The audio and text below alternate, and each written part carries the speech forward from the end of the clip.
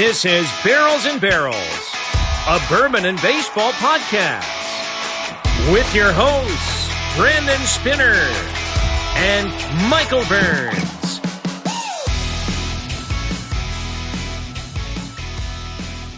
And welcome into Barrels and Barrels, a bourbon and baseball podcast. I'm one of your co-hosts, Brandon Spinner, alongside one of my good buddies, Michael Burns, back from vacation. This is Barrels and Barrels, a bourbon and baseball podcast. We'll get to bourbon, we'll get to baseball, but first, I haven't talked to Michael in about a week, outside of like 30 seconds of our Power Ranking podcast earlier this week. So, Mikey, how you doing, man? How was vacay? Vacay, man, I got disconnected. I didn't take my phone down. I took my girls to the beach. They got to play in the sand, play by the pool. Really good experience. Got my oldest daughter like trusting water. She was floating in deep ends with floaties and swimming all by herself. Didn't get totally sunburnt, so that was fantastic. It's always a win, right? Always a win when you're not toasted like a lobster. Cool. It was a little more of an eventful week for me than you, in a different way. Yeah. We ended up in the ER with my daughter for the first time in, well, I guess it's the second time, but the first time in her toddler years. Ended up with 5 staples in the back of her head.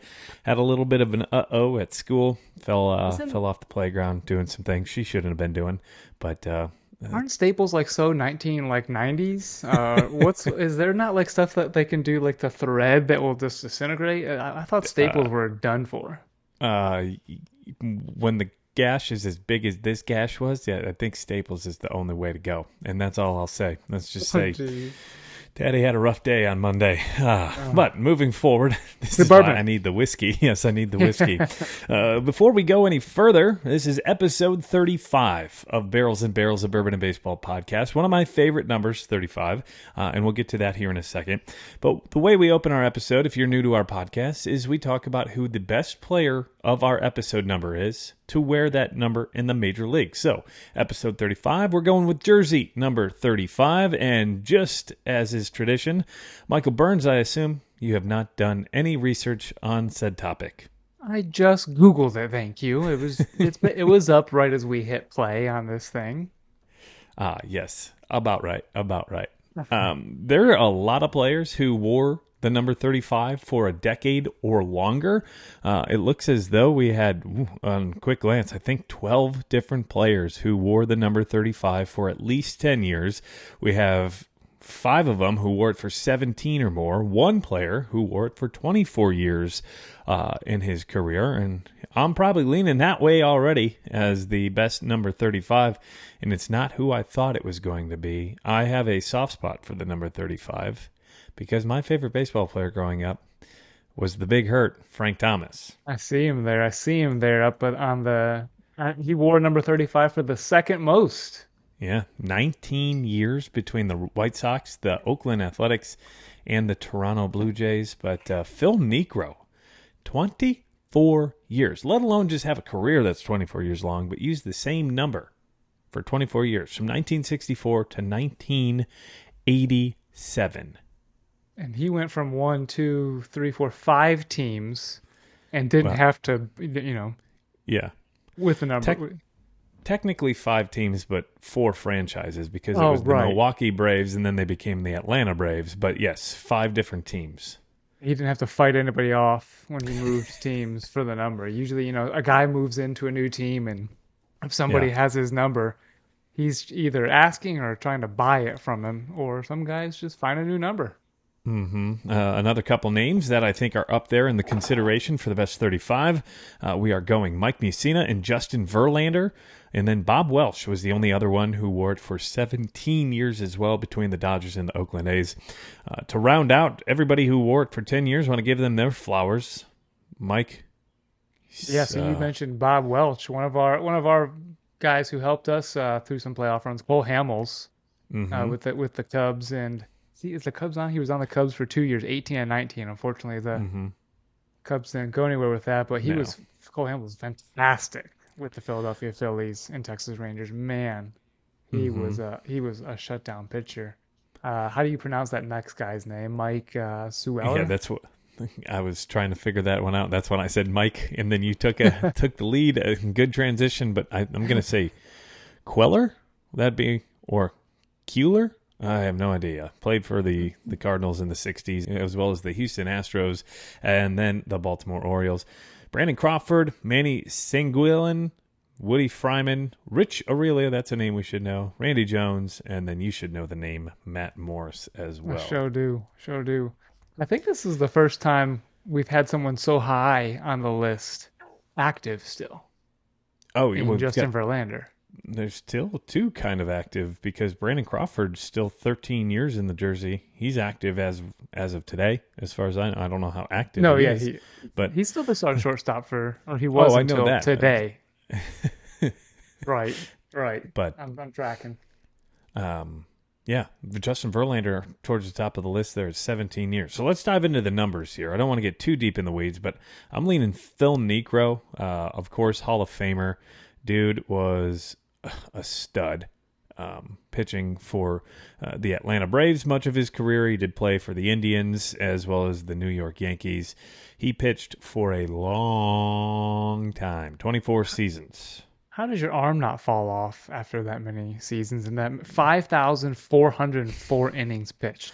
The amount of pitches he had to have thrown in his career. Like he had 245 complete games. So pitching was different back then, man. Yeah. 45 complete game shutouts. Oh, and to add to it, not only did he start, 716 games in his career, he saved 29 games in his career. So he saved every once in a while, but he also started in the same seasons. 318 and 274 with a career ERA of 3.35. I don't understand how the guys did it back then. They did not throw maybe just, so I know they didn't throw as hard, but It's still amazing to pitch for that long. And they were pitching in 4-man rotations back then too. So they were going on less rest than the players are in today's day and age. So there was no such thing as an innings limit on these guys. No, they would laugh at Yuri Perez. Yes. Another pitcher who... my boy. Man, this guy was a workhorse multiple years in a row going over 200 innings. He did it with the Baltimore Orioles for the most part, but also with the New York Yankees. We know him as Mike Mussina, 270 and 153, a career WAR of 82.8. You just don't realize how good he actually was because there's so many studs on that Yankees team that he played on, right? That he kind of got lost between Clemens, and you also had Andy Pettitte and El Duque. Those Yankees teams were stacked. But between Phil Niekro and Mike Mussina, Phil Niekro has got a 95.9 WAR over 24 seasons. Now Mussina's was a little shorter than that in 18 years in the big leagues between the Yankees and the Baltimore Orioles. And then Big Frank, man, I don't know if there was a more dominant hitter for a 8-year start to his career. You got to go look at these numbers. The guy just made bats look small as he held up there, and he didn't have a long swing. I saw a lot of his swings looking back at 95. We were talking about Luis Robert Jr. And the home run derby, and that got me looking at a lot of Frank Thomas because he was the last White Sox to be in 95, which is crazy to think about. Todd Frazier was in it back in 2016, I believe. As a White Sox? Mm-hmm. As a White Sox player. But yes, Frank and Todd Frazier. And I think someone did it when they were at U.S. Cellular back in the day. But Frank Thomas, his first 8 years of his career, batted .330 with an on-base percentage of .452, a slugging percentage of .600. That's an OPS. This is not just one season. This is over 8 years. 1.053. He hit 257 home runs, 854 RBI with 246 doubles, and scored 785 runs. This is in 8 years. So he basically scored an average of 98 runs a year. He hit an average of 32 home runs, 31 doubles, and he drove it on an average in 8 years, 107, and walked on average 110 times, while striking out less than that. The guy has a career MVP type line of 3.45, batting average, on base percentage, slugging. Well, he was a back-to-back MVP in 93 and 94, and he finished in the top 10 in the MVP from 91 through 97. And again, he was the runner-up in 2000. His 2000 year was insane with 43 bombs. That was one of the better years for the White Sox. Silver Slugger Award that year. Dude was my favorite player growing up. And even when he went to Oakland in 06, he was the 4th player for MVP voting that year. His entire career, he was the ultimate DH. He was a terrible first baseman, but he's my favorite player of all time. And I'm a Cubs fan. I remember when him and Paul Konerko were on the White Sox together. It was just, and then Magglio Ordonez on this. No, that was later. No, Magglio was with him, as well as he was on the 05 team.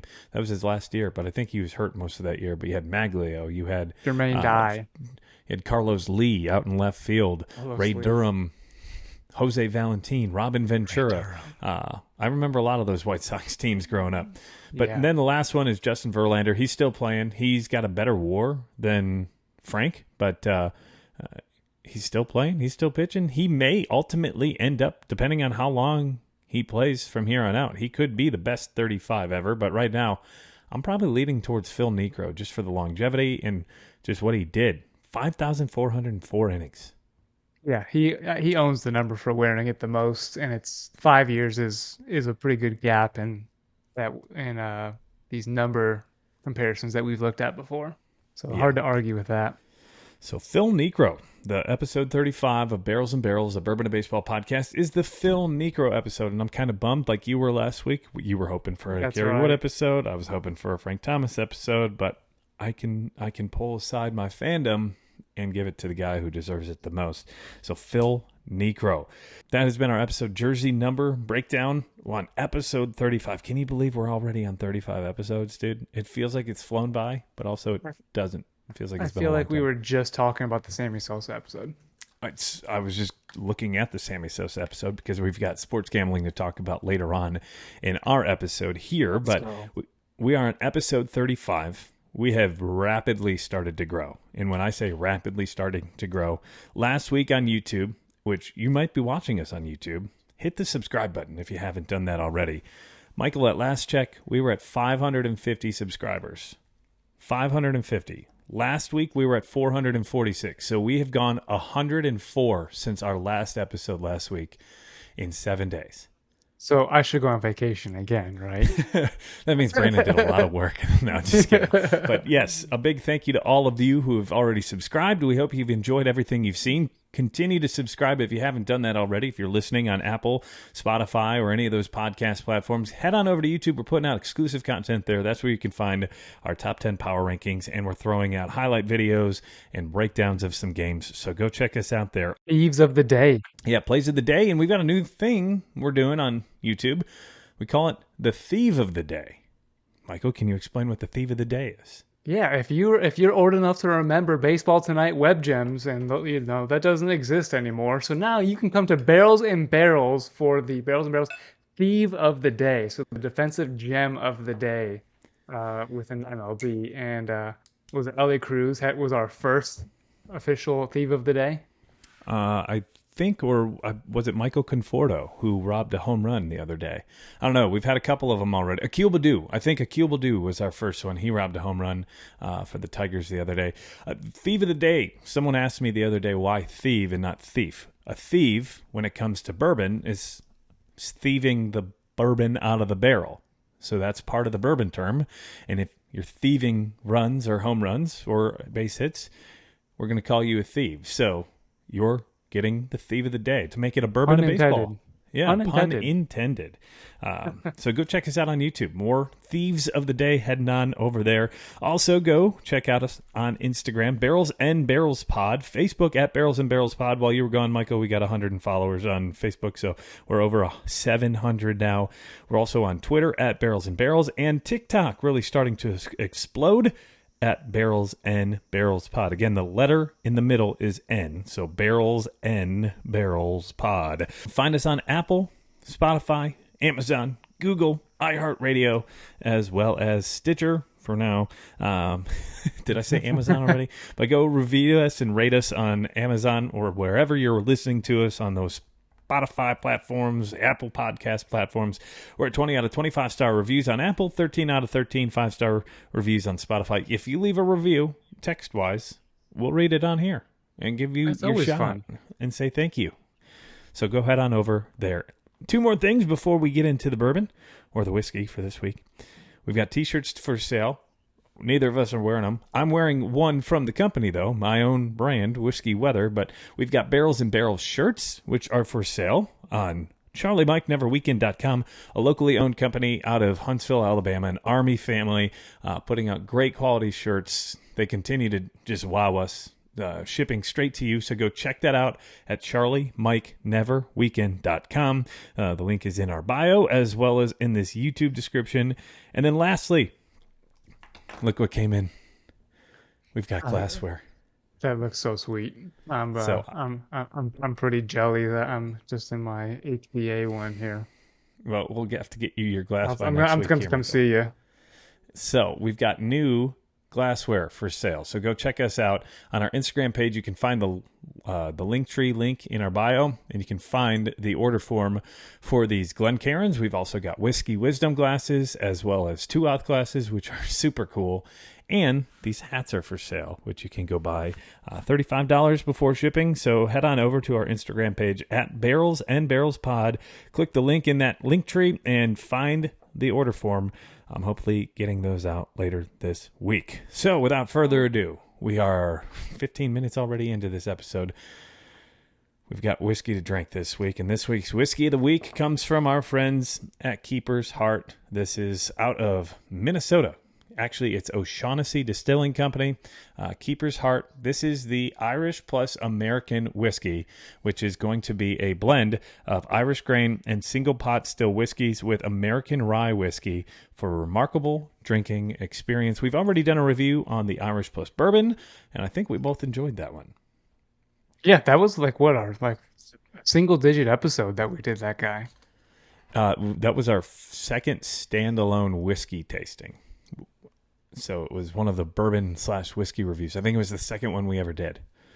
So if you haven't listened to that one, go check it out in one of our previous podcasts, whether that's on YouTube or wherever you stream us on podcasts. So this is an Irish whiskey blended with American rye whiskey. So they take the qualities of Irish grain and single pot still whiskeys with American rye whiskey. There's a lot with this. You've got to check out their website. This has won a lot of awards. Double gold from the John Barleycorn Awards here in 2023. The SIP Awards gold, 50 Best gold, Tag Awards gold, platinum from the Beverage Tasting Institute, San Francisco World Spirits Competition gold, John Barleycorn Awards last year gold. So continuing to win awards with this whiskey. So I'm excited to dive into it. They sent me this bottle for Father's Day as a gift for Father's Day, and you can always check them out at their website, keepersheartwhiskey.com, and you can actually personalize the bottle. Mine says the world's best dad. You can get this for your father. You can get this for your mother. You can get this for your wife, your husband, or just the whiskey lover in your family. A big shout out to them for sending this to me, and I'm sharing it with Michael as we're going to do a little bit of a review here. So cool story about this Irish American whiskey, or just Keeper's Heart in general. We talked about it in the previous episode, Michael, but the logo has a big breakdown on it. So every element of their logo actually has a story or part of it. So the Keepers is to remembering to desire to cherish the important elements of your life, your loved ones, time, traditions. Heart, obviously, everything you do comes from the heart, passion and honesty. So that's just 2 parts of it. There's a clock behind it. There's keys and a clock that represents the specialness of time spent together, from family or to friends, just to enjoy every moment. Fugit Aura on both sides means the hour flies. It's a family motto of the family who did design and create this company. It's a reminder to slow down and enjoy the moment. The keys, well, it's an invitation from the family to join theirs, unlocking experiences with each other. And then lastly, the castle at the top is every castle has a keep, the innermost sanctum where the family's most prized possessions are kept. So their keep is representing the specialness of the liquid that is created. So Keeper's Heart. That highlights a lot about what, is enjoyable about bourbon, is sharing it and keeping those around you, your friends and family, and enjoying the bottle. Slow down and take a drink. Yeah. So have you gotten a chance to nose this at all? I've nosed it as you were explaining the logo there, and the very first thing I get is peach, but then it explodes into like I want to say like pears. Mm-hmm. I get I get the apples and pears. yeah. Um, the peach scared me at first, but it quickly changes into the apples and pears there.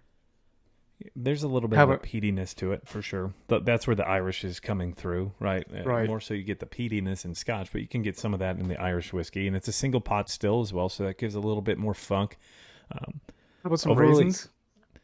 yeah, there's some fruit in there, and it's a variety of fruit too. It's Right. not just like I've got. I can get some of the grain too. There's a little bit of graininess, like a sweet graininess, and I think that's part of that pear and apple. I forgot what I was going to ask. I dove into a little first sip there. I was going to ask more about the nose, but I was analyzing my sip there. It definitely is. Oh, I don't remember what I was going to say. It's a bit timely. We've been talking a lot about American whiskey more lately Mm-hmm. than bourbon, and so this is a perfectly timed blend here that we're trying. Um, my first sip there, I got the fruit that we're talking about. I didn't get a strong. The heat didn't blow me away at all, which is a good Mm-hmm. thing in my book. I don't want too much peat. Peat would ruin it for me. What you getting on that? Did you get take a sip there? I did, and now what I've been doing lately is I take a sip and then I nose it again to see if like the nose gives Right. me something different, and it's got a little more floralness to the nose, like a sweet pear flower. That sounds weird, but like some floral pear to it, and then on the tongue, I got a weird. I say weird. It's not terribly weird. Like very fruity, but also a hint of vanilla. Okay. I can see Like that. What's the proofage on this guy? It's almost like a light. I'm gonna guess it's 90. you're going to guess it's 90. It is Hmm. 86. So Yeah. it's on the lower proof. I think this is a great starter whiskey for someone who's maybe not too into whiskey yet, or maybe wants to jump into trying something new, because I don't think it's going to blow your doors off, right? 86 proof is relatively low, but it doesn't even have that spiciness to it. Obviously, it's a rye, so you would think that there'd be a little bit more of a rye to it, or at least it's a blend between a rye and Irish whiskey. But I don't have overpowering rye kicks to this. What do No, you I think? think I think the rye and the peat almost come together nicely. I Mm-hmm. think, like you said, if this is something you're wanting to dive into, and you don't, this is a great Irish. You get a little bit of the peat, and then the American whiskey, a little bit of the not spice, and I want to say the floral. If the floral is usually in the fruit, is Mm-hmm. what you get out of a good Irish whiskey. So they're really blending together very well, and it's the only thing that stands out is about you find in the Irish whiskey is that peat. The Mm-hmm. floral and the fruit is fantastic on the second half of this. Yeah, I'm even getting almost like a cinnamon apple pie on the back end, and maybe that's some of the rye coming through. There's a little bit of the oakiness, like the woodiness coming through, but it's not overpowering woody. There's no age statement on this, so I was just about to ask that. I don't know how long this is. I would call this like a corn yellow Oh, for sure. through the glass. So it's light, but it's got a lot of flavor for being as light as it is, right? I think that when we look at things like this, you're like, is there a whole lot of flavor? I don't know how much oak there is, but there's definitely a lot of flavor within this whiskey. What do you How think? about some smoke? How about some smoke coming through at the end there? A little bit. I think that's some of that peatiness that you were talking about, right? The smoky peat on the back end. I've got pear, I've got apple, and some cinnamon. Mentioned some vanilla on it. The vanilla is not overpowering, but I can pull a little bit out of it. Right. Overall, there's a lot to this. It's a complex whiskey for 86 proof. We don't have an age statement on this. Here we go. We do have an age statement on this. It's 4 years old. I did all Oh, my wow. research online, and guess what? There's a thing right here on the neck of the bottle. should have done this one first. So there's an Irish grain whiskey, which is 4 years old.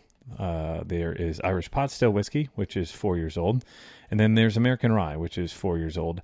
And this is all created from master distiller Brian Nation. I meant to talk to you about this earlier on, but Brian Nation was a master distiller. We talked about this in the previous episode, but he used to work for Jameson and Redbreast, and then Keeper's Heart brought him over here and said, "Hey, why don't you distill for us?" So definitely different product. Definitely, I think both of them we tried, the Irish and bourbon, and now that's Irish American.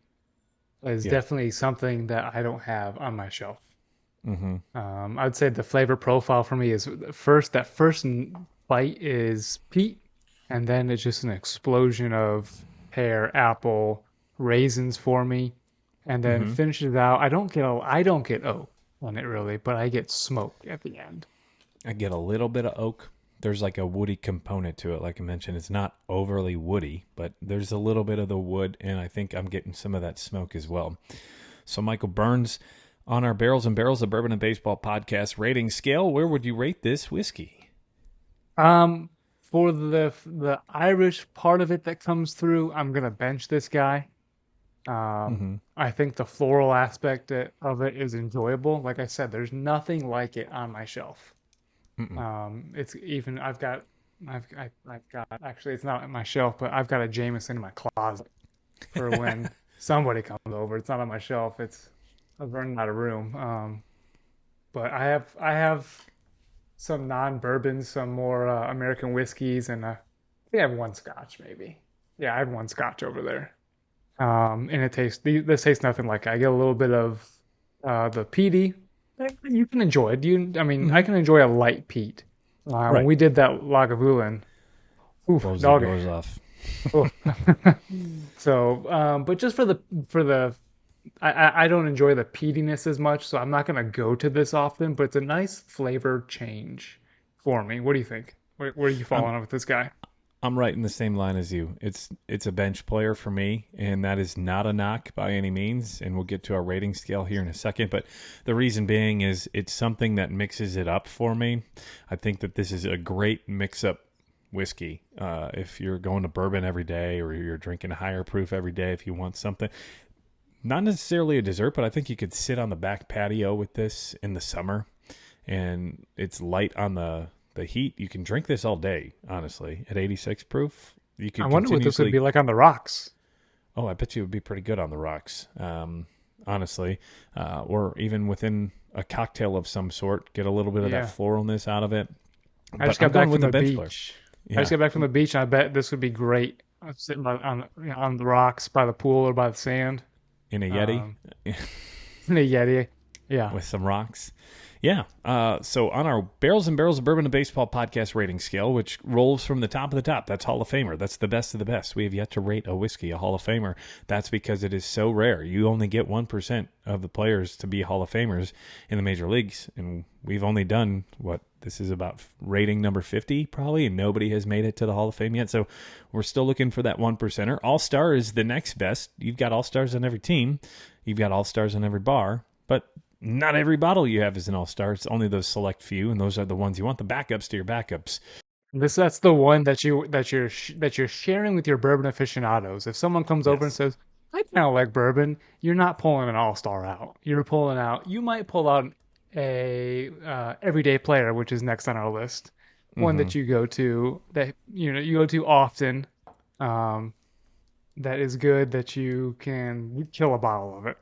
You necessarily don't have backups on backup of it like the All-Star, but the everyday player is still a solid pick. And then Brandon, our bench player, like we rated this one. Want to get into the bench player?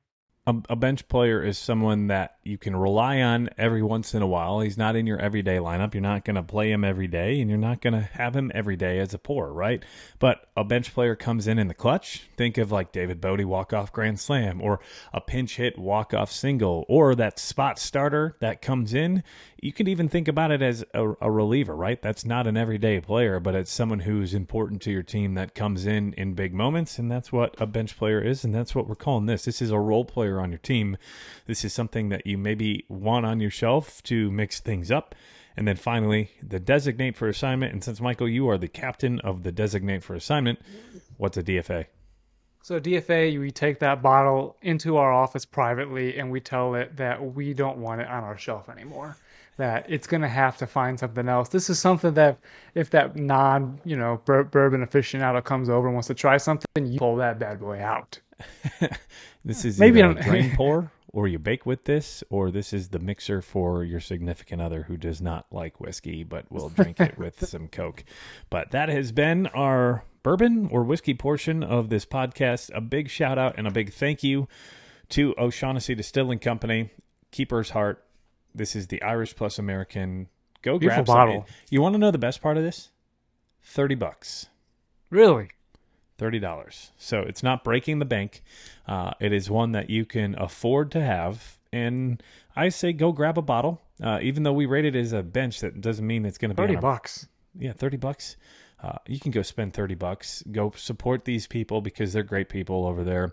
Putting out some good stuff. And as you heard, it's won a ton of awards. Look at, it's hard to see on the back, but all of those are all of the awards that they've won. So go check them out, keepersheartwhiskey.com. Again, thank you. Fire at 104 proof. Oh, well, and they just released a cask strength at 110, I believe. So I bet that's got fire. that available. Yeah, I bet it's really good. And we'll have to find that and buy that and try it for a later podcast. But Michael, we use trivia, right? That's our buffer between the whiskey and the baseball. So this week it was Hall of Fame week.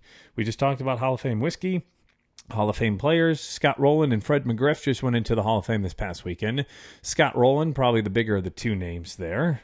So, which pitcher did Scott Rowland have the most hits off in his career? He had 2,077 career hits, but which pitcher did he get the most off of? He was around from the early 2000s. Mm-hmm. Was he in the late 90s a little bit? It's going to be a Cubs pitcher. Scott Rowland with the Cardinals a good bit of time. Let's just say he had the most hits off Kerry Wood. Kerry Wood, is that your final answer? That's my final answer. It was a Cubs pitcher, but it was also a Braves pitcher. It was Greg Maddux. Really? He had 22 hits off of. He hit over 300 against Greg Maddux. But yeah, out of his 2,077 hits, 22 of them came off of Greg Maddux. So that is a solid 1% of his career hits came off of Mad Dog. That's not what I would have thought of with Greg Maddux being the soft contact guy. I mean, I guess he wasn't necessarily a strikeout stud. He was a soft contact magician, Totally. So I get that. So moving into our baseball portion, Brandon, I want to. You went with the trivia. I've got a little news story here for you. I want to see if you heard about it. Okay. There was a truck in New York loaded with thousands of copies of Rogette's Thesaurus, and it had an accident and spilled its whole load of thesauruses all over New York. Thesauruses? Have you heard about this story? No. Yeah, have you heard about this story? Witnesses were stunned, startled, aghast, stupefied, confused, shocked, rattled, paralyzed, dazzled, bewildered, surprised. Now I'll stop there. Amazed. Amazed. Flabbergasted. Dumbfounded. And speaking of being flabbergasted, I think we just got some alert to our phone of the first major trade. I'd call it major trade in baseball. What do you think? Yeah, there have been some movement here the last couple of days, but I think it's the first time we're having big league players, I think, go back and forth in a trade. And you got it on your phone first, so why don't you tell the fine people that already know the trade when they're listening to the podcast? But so as we're sitting here going through that, Keeper's Heart got the notification that the trade was official. The Dodgers have acquired Ahmed Rosario from the Guardians. Mm-hmm. Almost said the other team name. Mm-hmm. Ahmed Rosario from the Guardians for Noah Syndergaard. I think that's the shocker for me is that Syndergaard's going back when the Dodgers need pitching, but he hasn't been starting for them, right? No, he's been hurt. I believe he's been on the IL more recently. Now Rosario is he's shortstop, right? He had a great year last year, I believe, with the Guardians. I'm surprised they're giving him up. I don't think he's had as great of a year this year as he did back in 2022, where he really had a breakout year. No, he's got 3 home runs and batting .265 this year. Last year with the Guardians, he hit 11 home runs, but he hit .283. So it was a much better year last year. It gives them a right-handed bat. They just got Kike from the Red Sox yesterday. That was another deal. So the Dodgers already making some smaller moves. I would say this is the bigger of the two, but yeah, Noah over there. I wonder what that does to the Cleveland rotation. Does that make, I'm not comparing them, but is Bieber expendable now? Bieber, I think he's on the IL, and I think he's out with forearm strain. Oh, that's right. Yeah, so for the extended period. Yeah, but I didn't. Is this a sign that the Guardians are selling? I mean, they were going to trade Bieber because they had extra pitching. Are they in first place? No, they're behind the Twins by quite a bit. Actually, they've had a rough week and a half or so. So, I don't. Are they? It would be tough to sell, but I mean, the Guardians always seem to. They're 51-51, 2 games back. If they said they were going to trade Bieber and still be buyers, why would they buy another pitcher right here? If this is a buyer's move, even as a selling move, it's a buyer's move. As a seller, it doesn't make sense to trade Rosario for Syndergaard as a seller. That's not a future piece at all. Right. So. I can't tell you I know enough about the Guardians prospects and their team to know who's going to fill that role of Rosario at shortstop. They got Rosario in the Lindor trade, didn't they? He was part of that deal? Yeah. Was that Rosario? No, that wasn't Rosario that was tearing up on the field, was it? At shortstop? No, that was Wilmer Flores back before that when he was supposedly traded to the Brewers. Yes, I don't know a ton about the Guardians. Haven't been obviously able to do too much in-depth look at this. It's a head-scratcher. Yeah. He's a good option against lefties, it says. He's got an OPS of 816 over lefties in his career and an 822 clip this season. He's probably he's going to do great things for the Dodgers because you know why? The Dodgers.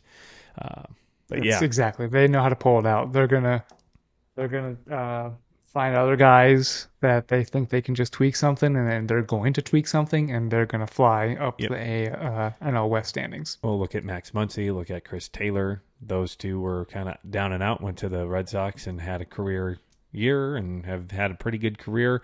Even Justin Turner, when he went to the Dodgers, was just a player and then blew up.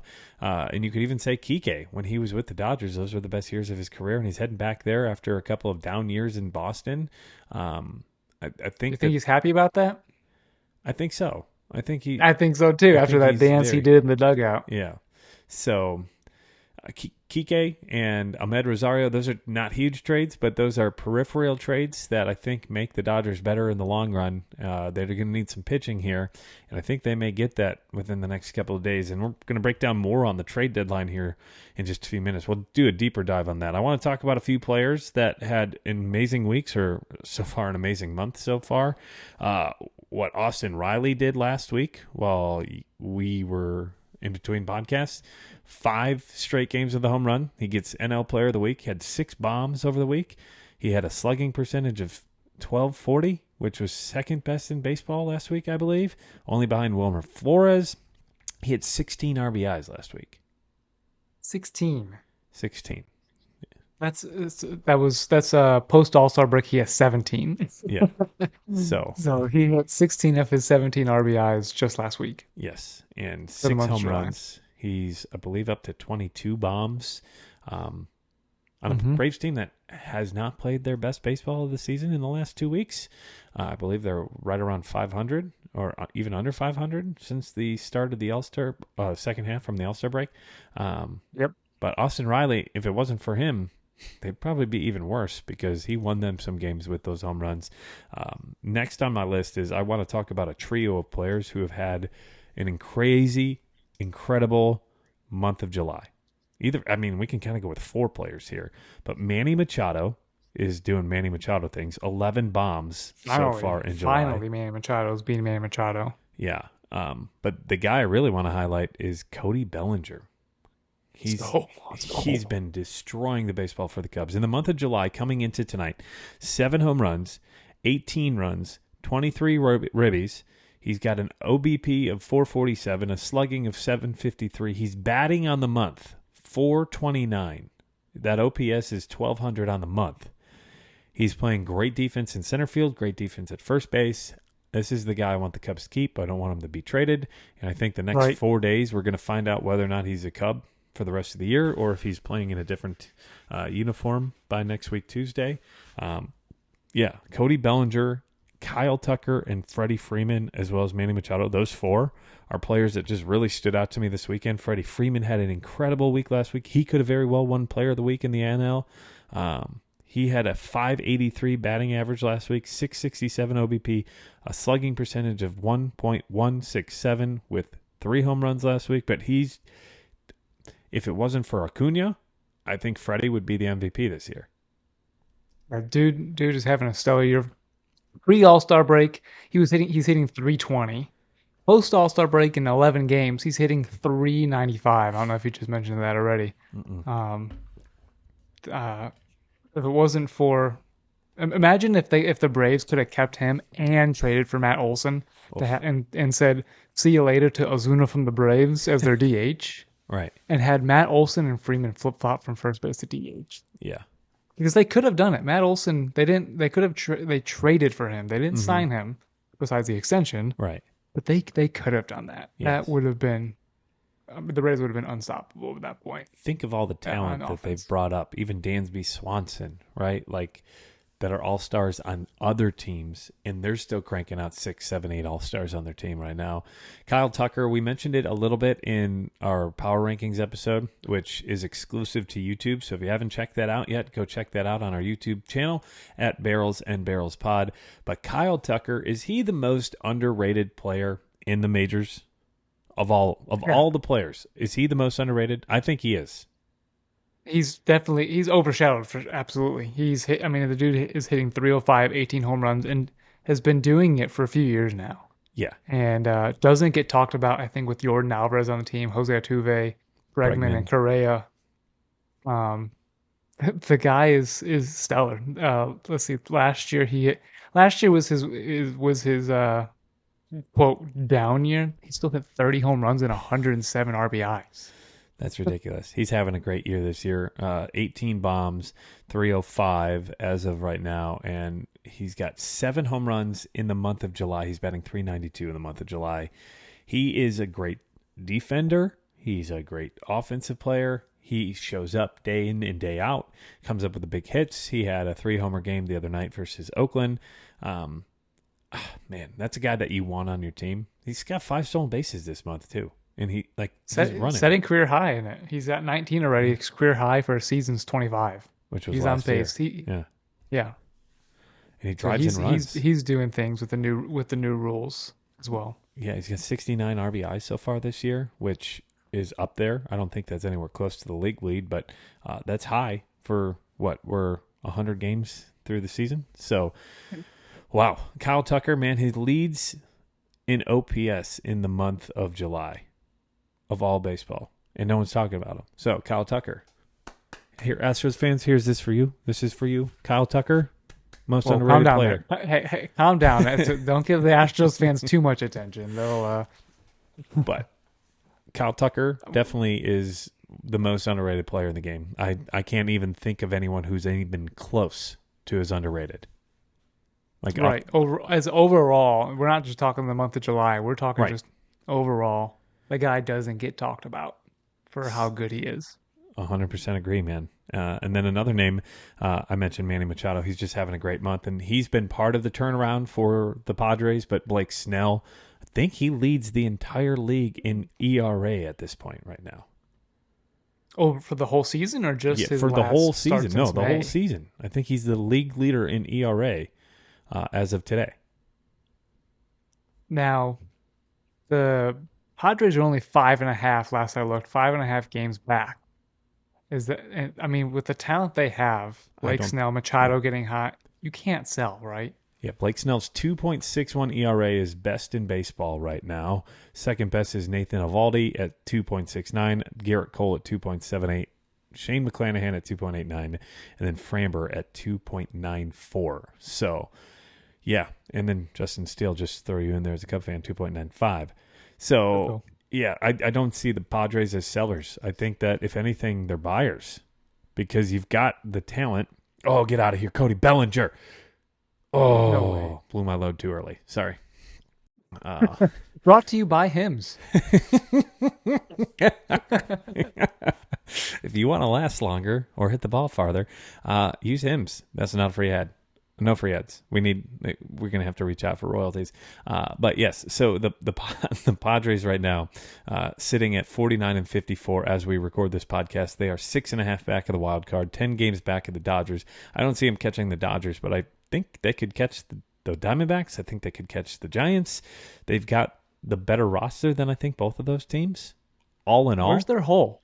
Here's their rotation: Yu Darvish, Joe Musgrove, Blake Snell, Michael Wacha, who was doing great things until he went on the IL, and then going around the horn is, I guess this is their whole Jay Cronenworth at first base, with Kim at second, Bogarts at short, Machado at third, outfield of Soto, Grisham, Tatis.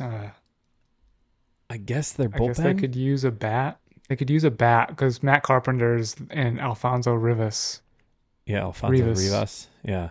Is their DH. That would be a great place for a Paul Goldschmidt. But we'll get to that here in a second.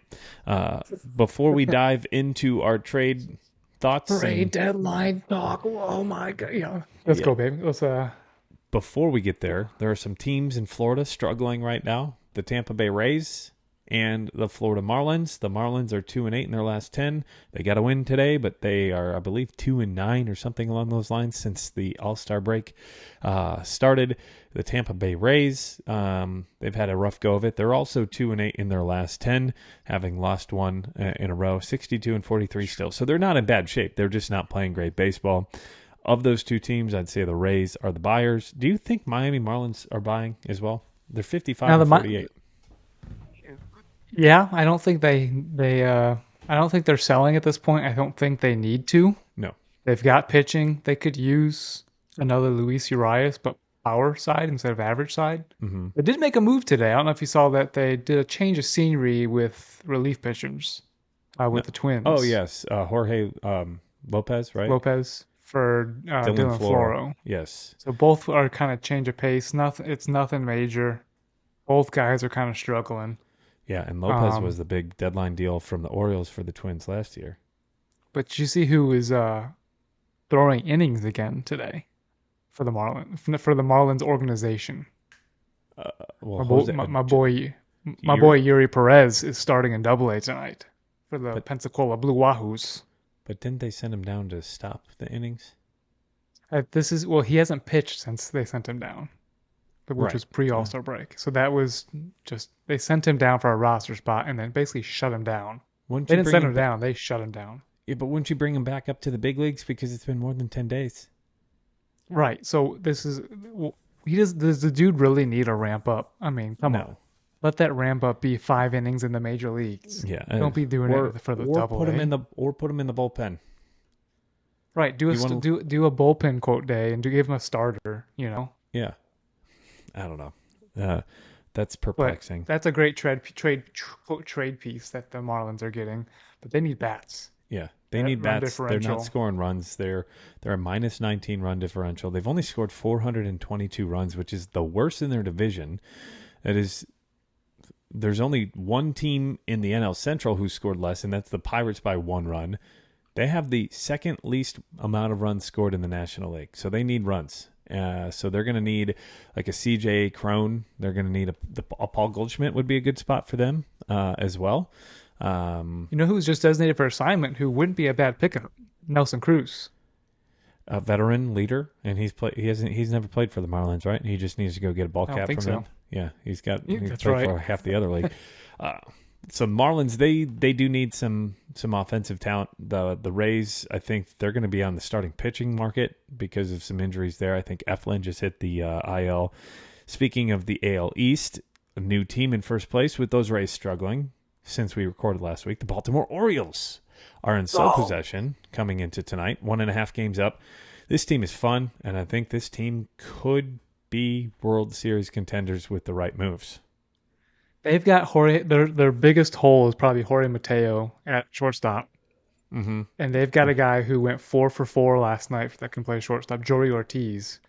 They have more. I mean, Colton Cowser just came up. Mm-hmm. They also have a guy in Double A who's 19 who is tearing it up. They've got it. The guy I was just talking about, Joey Ortiz. Let's see. I have a note here about him. Do I? Where'd my note go? Yeah, Joey Ortiz went 4 for 4 last night, raising his AAA average. His AAA average to 348 with an OPS of 984. And he plays shortstop? Yes. Yeah. So Jorge Mateo is struggling. I guess he's more of a clubhouse guy. So the worry is they can't get rid of him because of that. They don't want to mess up too much. Who I say? Jorge Ortiz. Yeah, I mixed the two players I'm talking about here. Yeah, Mateo. Yeah, that would be rough, but at a certain point, speaking of clubhouse guys, Jonathan India is supposedly on the trade block, and that came out on Monday. I know you're not a big proprietor of that idea, right? Well, supposedly they've walked that back today, but here's my thought. If you're the Reds, you do not trade Jonathan India right now, and here's the reason being. He is the captain of this team, right? This team is a year or two ahead of where most people expect. You look around anyone in Cincinnati, and no one saw this coming. I can guarantee you. There will be some people who probably said, oh, yeah, I knew this was going to happen. No one saw this coming. You knew Ellie was going to be great, but you didn't think he had the pitching, and that is their one weakness. But you don't trade the captain of your team. This team's clubhouse probably is the best and tightest clubhouse in all of baseball. Remember what happened to the Brewers when they traded Josh Hader in a competition year? Mm-hmm. They stumbled. Yeah, last year. Trading a good piece away, it didn't make sense. Because they didn't do it for competition reasons. They did it because they saw value in trading him away at that time. Yeah, I just don't think you can trade him because you're going to break the clubhouse. No way. I don't know what you're getting back for him unless... You've got to get an arm, but I don't think you're getting an ace, and you need an ace or a top 3 pitcher in your rotation, and I don't think you're getting that for India unless it's just a rental, and you don't want to give him away. He's got 3 more years of control after this year. He's still on his rookie deal. Right. There's really, and I guess this is kind of a transition into a little bit of trade talk. We don't have to get there quite yet, but there's really not that much high talent on the market this year. In years past, like there's not a Manny Machado besides Ohtani. Well, there's not a Manny Machado for guys to go to. I literally just got a notification. It says the Los Angeles Angels will not trade Shohei Ohtani ahead of Tuesday's trade deadline. Instead, focus on adding players. As that was going to be one of our topics here. Thanks a lot, ESPN Fantasy Baseball. But I guess we'll just jump into that. Yeah, you still have it. Look at the Los Angeles depth chart. First base. Craig Cabbage. They just called the guy up. He just made his rookie debut. The dude has giant forearms and arms. You got to go look at his first career home run. Was it an absolute bomb? It was Go check it on YouTube, right? We have a short. Do we have a short for it? 440 plus feet. I mean, the dude. I remember when he came to the Trash Pandas, and people were like, "Look at this guy! Oh my gosh!" That's right. You saw him in person. Yeah. Yeah. So second base is Luis Renfengo. Yep. Third is newly acquired Mike Moustakas or Eduardo Escobar. So Zach Nato is at shortstop. He could be something. Yep. Taylor Ward in left. Mike Trout on the IL with Mickey Moniak taking his place. And Hunter Renfroe. You're not buying you're not one piece away. No, you need some bats. You need, speaking of Mickey Moniak, he got traded for Trey Turner. You see what Moniak's doing this year? 11 home runs, 333, 978 OPS. He got traded for Brandon Marsh. Yes, but the Phillies traded him to. Yes, you're right. My bad. But can he play shortstop too?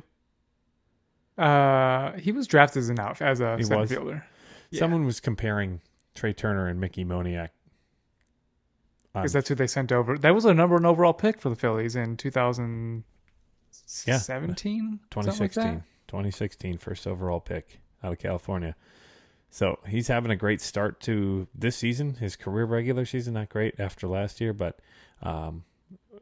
with the Phillies, he had a rough year with the Phillies last year, 2021 and 2022. But he's that's out of high school. He was a small-bodied guy that they hoped, I guess, would grow into his frame, and got 195 now. I wouldn't say he was rushed because they took his time with the Phillies. I don't think he bolted up their organization. Yeah, this change of scenery is looking fantastic for him. Maybe it's just he's rubbing off. I mean, what kind of, not idols, what's mentors? Yes. Of Mike Trout and Shohei Ohtani. I mean, that right there could help. Yeah. And then at catcher, you've got Tice or Thias. Is it Tice? Thaiss? Yeah, Matt Tice. Matt Tice. But I mean, they're keeping Ohtani to that roster. I just don't know how long it's going to last. I think the trade deadline is going to hit, and they're going to lose 3 of their last 10 games. Yeah, and be like, oh crap, we should have made the most of it. This is not a playoff roster. They need a starter in the rotation. They need more offense, of course. I don't know what the matches are. Like you've already traded for Escobar and Moustakas, and didn't they just get Rengifo? They had Rengifo to start the year. Yeah, he was their starting shortstop, I think, for the year before Nato come up. Okay, and then the other. I mean, that's that team right there. That's the team. I mean, Trout will be coming back, so that'll be in addition without trading. But yeah, I don't know. Joe Adell did come up. Poor Joe Adell. Perfect situation. Joe Adell was like leading all of minor leagues in home runs. Mm-hmm. Mike Trout gets hurt, so Adell's a time to shine. Finally, he's hot. And poor guy, I think he hurt his quad or his hamstring, and he's on IL as well. Poor guy.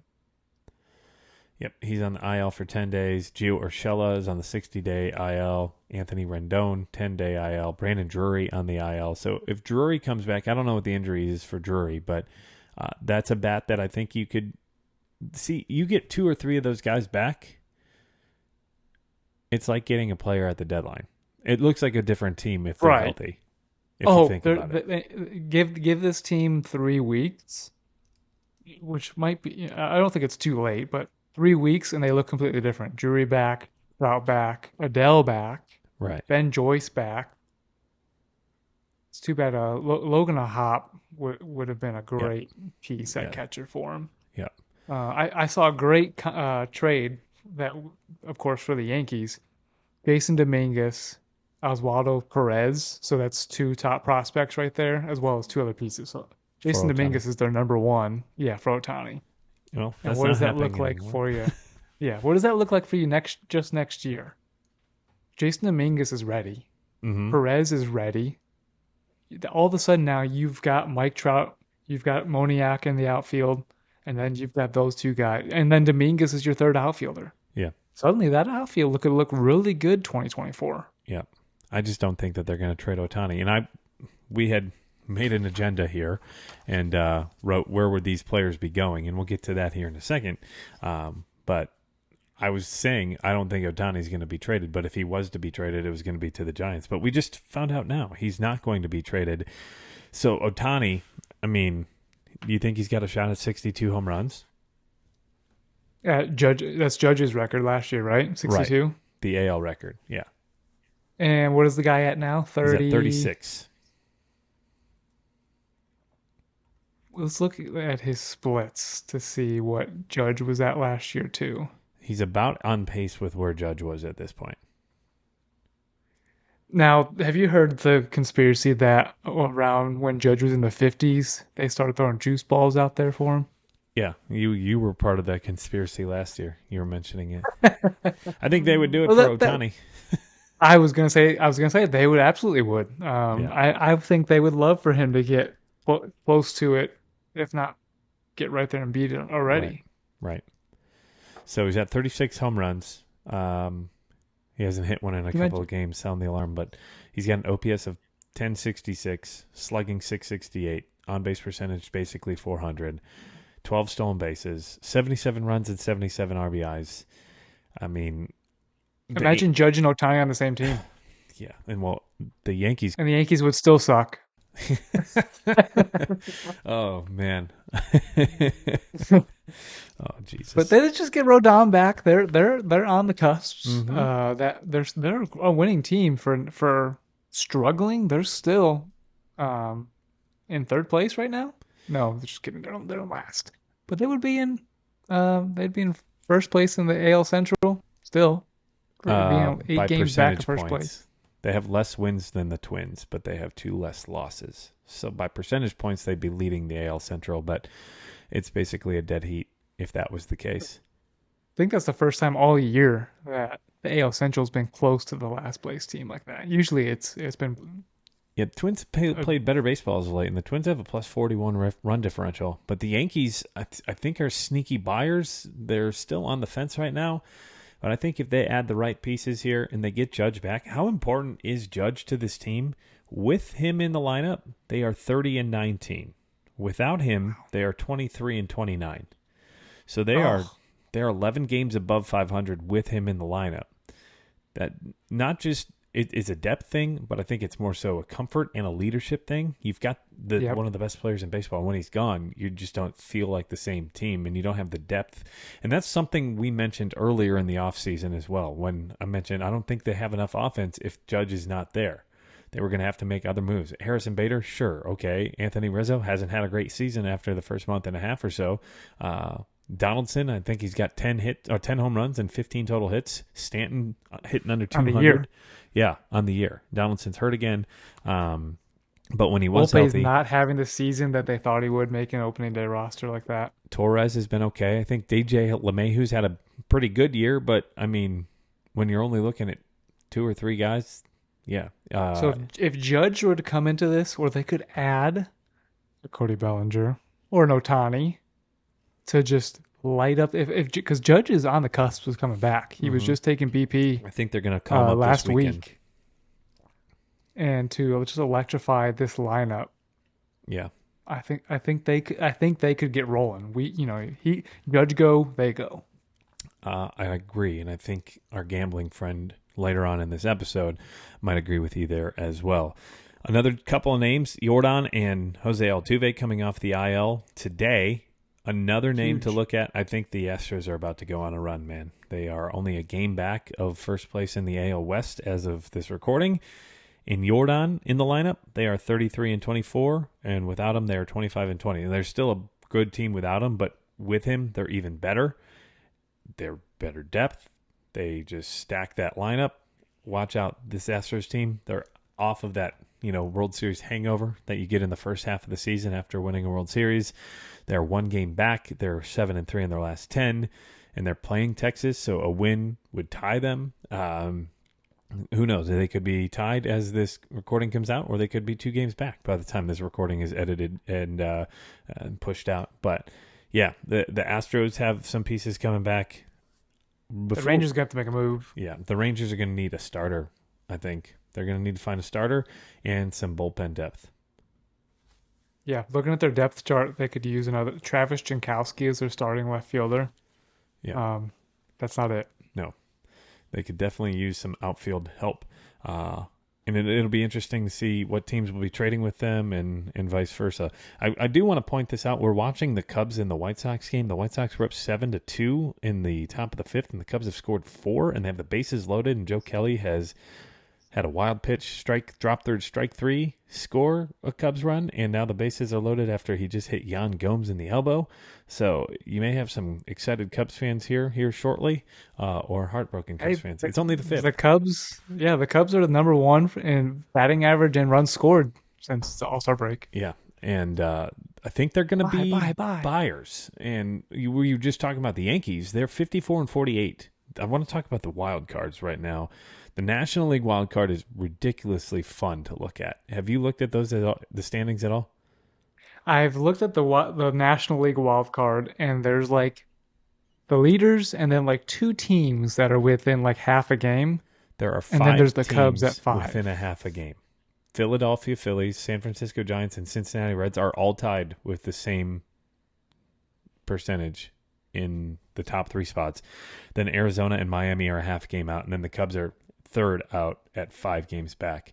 But they're playing better baseball than Arizona and Miami and the Giants right now. So you could say that the Cubs could be sellers. You got the Padres and the Mets just lingering on the outside as well, 6.5 and 7.5 games back, and then you go fall down to the St. Louis Cardinals, 9.5 back, who have also played better baseball as of late, but I still think that they're going to be sellers, 9 games under 500 here going into the deadline. So the NL wild card is crazy, but the AL wild card is still pretty crazy as well. When you look at the teams within the running of it, I think there's more teams viable for a wild card in the AL than the NL. You've got Tampa Bay, Houston, and Toronto right now in the top 3 spots, but Boston's only a game and a half back. The Yankees are 2.5 back. The Angels are 4 back. The Mariners are 4.5 back, and then Cleveland's 5.5 back at 500. So you've got 5 teams out of it that could theoretically be sellers. We just saw the Guardians buy, not sellers, buyers. We just saw the Guardians buy today, in a way, right, with Syndergaard. That was definitely a buy move. It somehow it was a buy move. The Mariners it are wasn't a selling buying. move. It surely wasn't a selling move. Mariners are buying. The Angels we just talked about, they're going to be buying. The Yankees, I just read an article saying that they're on the fence. I think they're buying. They have to. You're 2.5 out of the wild card. And we have a tie game, baby. Let's go. That's what my fist pump was for. I don't know if I did, and I didn't know what the result was. I don't know if it was a walk or a hit. So that was the excitement I still had, at least. So if you're the Yankees, you got to be buying, right? You're 2.5 out of the wild card right now. That's a playoff spot. I mean, last year the Braves were much worse. 2021, the Braves were under 500. Yeah, under 500. And they went on the World Series. This Yankees team is 2.5 games within a playoff spot. As we saw last year with the Phillies, you just got to get in and get hot. Get in and get hot. And the have Yankees experience. have the guys and the experience to do that. Yep, I think there's definitely a line within this wild card of where the buyers and sellers are on each side. Yeah, I think it's for the AL, the Guardians and the Mets. Those are the line, and underneath those in both leagues is where your sellers. So your sellers are the Cardinals, the Pirates, the Nationals, and the Rockies. And then in the AL, you're going with Detroit, Chicago White Sox, Kansas City, and Oakland. Those are your sellers at this point. And I do think maybe within the next 2 or 3 days, you may see a couple other teams fall into that mode. Say the Mets and the Padres have rough weekends. Maybe you're selling rather than buying, or vice versa. But the Mets have signaled that they're going to sell Robertson, Pham, and one other. They've already signaled that. Speaking of Pham, did you see the shirt that he was wearing? What a clown. I'll let you go check out our Instagram page with that one because we just shared it earlier today in our story.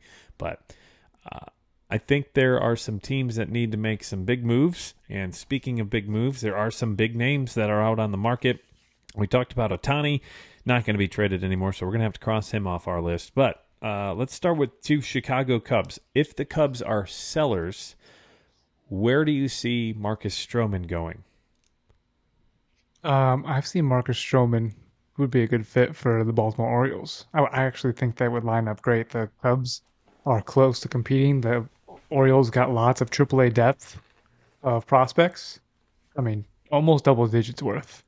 Yeah. And Brandon's fist pumping, so Nico Horner's getting me some fantasy points. I don't know how, but the Baltimore Orioles and Cubs line up. They need starting pitching. The Cubs are ready for Major League ready guys. Mm-hmm. It wouldn't cost the Orioles too much because Stroman's a rental. Yeah. What do you think about Stroman? I have the Orioles written down as well. They need starting pitching. We did not plan any of this. They need starting pitching. They line up very well in the fact that they've got Major League ready talent in the minors, and they've got a logjam in the minors for the Major League roster. You could get a player like Anthony Santander, or even a couple of those higher. Like you said, it's a rental, so you're not going to get a huge package for him, but you can get something for him because he's a frontline rotation starter for the Orioles. The Orioles are so loaded. They could trade Joey Ortiz, who I was just talking about, who had that amazing average in OPS right now in AAA. Mm-hmm. And I still think they could call up Jackson Holiday right now, and he would be successful at the major league level. Yeah, is Mullen still on the IL or is he back? I think he's back, right, Cedric? Oh, I'm not sure about Cedric, old Cedric. Well, I will look that up. But the next name on the list, if the Cubs are sellers, one of the hottest names is Cody Bellinger. If they sell, Yankees. Yep. Well, we're both 2 for 2. I said the New York Yankees as well. They need left-handed bat. They need depth. They need an outfielder, or they need him at first base because Anthony Rizzo has struggled, and you can put him at designated hitter if need be. I think he's a perfect fit for the Yankees. Another team we just talked about though, who could be a good fit, Texas Rangers. Yeah, not a bad. They need outfield. They got Nathaniel Lowe, who should have a better second half. They've got a plethora of pitching prospects that the Cubs would gladly take that are up there, major league ready. Another team that has floated around interest, the Miami Marlins. They could use him at first base or in the outfield and bring Jazz back into the infield if they need to, because they're hurting for offense, and any team can use left-handed hitting. Right, any team can take a left-handed hitter, and it does look like he is still on the IL right now because Cowser, Hayes, McKenna, and Santander are the only active outfielders for the Orioles at this point in time. Yeah.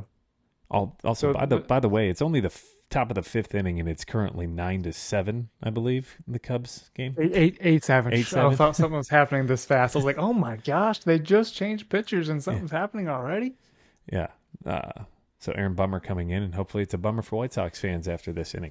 But Aaron Hicks is just going to the IL. So the Orioles, I mean, I don't think if the Orioles need to do anything, it's not on offense, it's on the mound. And for sure. So Cody Bellinger, we've both said the Yankees. Paul Goldschmidt, do you see him getting traded? And if so, where? I like Paul Goldschmidt. I would love him to go back to the Diamondbacks. I would love him to go back to the Diamondbacks. We shouldn't just... Okay. I have Arizona Diamondbacks written down for Paul Goldschmidt. But I think actually the better fit of the Cardinal player going in the Diamondbacks would be Arenado. They've got Christian Walker at first base. Right. They really don't have a third baseman stud. Hasn't Christian Walker played third base in his career, though? I think he came up as a first baseman. It was Jake Lamb that came up as the third baseman, who had a pretty good start. Yeah, and then that's who it was. Jake Lamb. I traded when Aaron Judge was in AAA. I traded for Jake Lamb, and I traded Judge away as a AAA player. Yeah, that was smart. In fan baseball. So we're talking about Cardinals players here. The Orioles and Cardinals line up very well too. The Orioles have hitters and pitchers available. Yeah. The Cardinals with Flaherty, I don't see Arenado getting traded at all, but I don't either. He's too controlled. I could see Arenado staying and then building around him, but I do think Goldschmidt, if they're going to trade him, this is the year to do it. And Walker has not. He's only DH'd, played first base and in the outfield a few times, but he played with the Baltimore Orioles for a few years before heading into Arizona. So the next name on the list would be Jack Flaherty. I had him going to the D-backs. I think he would be a good arm for the Diamondbacks to help bolster that rotation. He's a veteran who's been there before, who's had a rough couple of years due to injury, I think. He's pitched better as of late, though, and I think it would be a nice change of scenery. I think he's a free agent at the end of the year as well. So Flaherty to the Diamondbacks, they wouldn't have to give up a ton because he's not going to be commanding a ton from the Cardinals, but they've got the prospects, I think, that I don't want to see the Cardinals bolster up on any prospects at all, but I think the Diamondbacks would fit with Jack Flaherty. Right. I think the clubhouse is absolutely terrible this year ever since Tyler O'Neill got benched by the manager. I think the Cardinals just shit the bed from the beginning of the season. Flaherty could use that. Could use the change of scenery, like you said already, and turn it on. He's a former ace. He's, like you said, been there. He has the stuff, and maybe just to go to a team that's actually competing, because the Cardinals haven't been all year. Right. It gives you a little more juice, right? You look at the teams that, even when Verlander came over from the Tigers to the Astros, didn't he just explode? Absolutely. I mean, you get a little bit more of a. It was a little sticky situation there when he went from the Tigers to the Astros. Pun intended, but. So Jack Flaherty, and we're going to go with another Cardinal pitcher, Jordan Montgomery.